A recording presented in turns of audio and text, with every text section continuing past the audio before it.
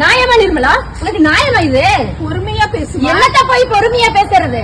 கையில காசுல தொழில் எப்படி பண்றது? தங்கச்சங்கிலி கொண்டு போய் பேங்க்ல வச்சா சரி கொண்டு போய் வட்டி கட்டிட்டு வரலான்னு போனா அவன் அசலை கொண்டு வந்து கூட நகையை திருப்பி வைன்னு சொல்றான். நான் அந்த அளவுக்கு இருந்தா நான் இருக்கு உங்க அப்பா கூட கொண்டு வந்து காசு கொடுக்க போறாங்க.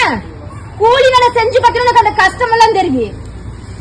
அடுக்குமா நிர்மலா இது? அடுக்குமா நிர்மலா இது? என்னமா ஆச்சு? நைட்டு மகளமா தையல் மிதிச்சிருக்கிறியா நீ? அம்மா நான் ஒரு பொருளாதார மேகமா. நல்ல மேகப்பா நீ. வாரம் முழுக்க வேலை செஞ்சு 2500 ரூபாய் சம்பளத்தை அந்த முதலாளி பேங்க் அக்கௌண்ட்ல தான் போடுவேன்.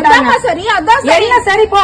காலையில எடுத்து அந்த எடுக்கலான்னு போனா அந்த அட்டை தூக்கிட்டு போனா பேங்க்ல 1700 ரூபாய் இருக்குது. என்ன ஏதுன்னு பதறி ஓடி போய் மேனேஜரை கேட்டா மினிமம் பேலன்ஸ் இல்லைன்னு சொல்லிட்டாங்க. உனக்கு கூலிக்காரன் கஷ்டம் என்னன்னு தெரியுமா? முதல்ல ரைடு கிளம்பிட்டு ரைடு போறாங்க. ரைடு 70 கிலோமீட்டர் போகணும் இந்த வண்டியில. ஏன் நீ தான் கார் வச்சிருக்கீங்க? கார் வச்சிருக்கிறேன் பேரு.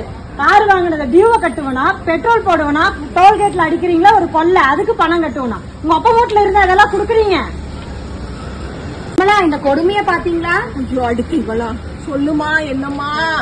5 தடவை ஏடிஎம்ல பணம் எடுக்க போய் 6வது தடவை எடுக்கும் போது கட்டணம் கட்டணும்னு நான் நினைச்சேன். அப்படித்தான் என்ன? அப்படித்தான் ஏடிஎம் கூட காலை வச்சாவே பணத்தை எடுக்கணும்னு இப்பதான் எனக்கு தெரியுது. அப்படி இல்ல இல்ல உங்ககிட்ட யாரோ போய் பேசிருக்காங்க. என்ன போய் பேசிருக்காங்க? அக்கௌண்ட்ல பணம் இருக்கான்னு செக் பண்ணாலும் பணம் எடுக்கிறீங்க, பணத்தை போட்டாலும் பணம் எடுக்கிறீங்க, பணம் எடுத்தாலும் பணம் எடுக்கிறீங்க. அதாவது டிரான்சாக்சன் தானே நீ அக்கௌண்ட்ல செக் பண்ண. என்ன உங்க அப்பா வீட்டு காசு ஆகுது? பணத்தை கஷ்டப்பட்டு சம்பாதிக்கிறவங்க அதோட அருமை தெரியும். உனக்கா தெரிய போகுது?